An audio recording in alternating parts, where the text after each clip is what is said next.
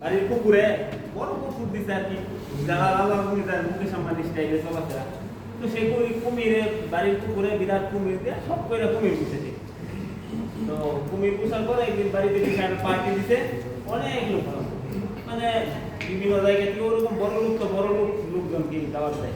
তো ওই রকম অনেক লোকজন আসছে। তো লোকজন আসার পরে খাওয়া দাওয়া হয়েছে, চিল মাছি সব কিছু হয়েছে।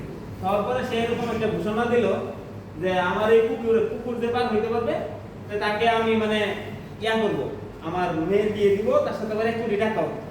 তো এরকম ঘোষণা দেওয়ার সাথে সাথে তো ওই পুকুরে মানে ঝপাত করে একটা শব্দ হয়েছে। শব্দ হওয়ার পরে তো পরে আর কোনো কিছু বোঝা যাচ্ছে না যে শব্দ হইলো মানে পুকুরে কেউ ঝাঁপ দিছে, বোঝা যাচ্ছিল না আসলে কে ঝাঁপ দিছে।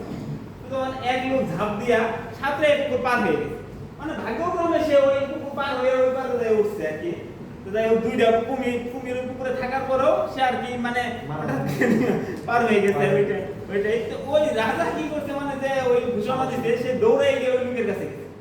তো বলতেছে, ভাই তো কি প্রাণের মায় একটুও নাই? তো সে বলতে, তুই টাকার জন্য ঝাঁপ দিছিস না 1 কোটি আমার মেয়ের জন্য ঝাঁপ দিছিস? তখন ওই ব্যক্তি বলতেছে যে আমার পিছন থেকে ধাক্কাটা দিল।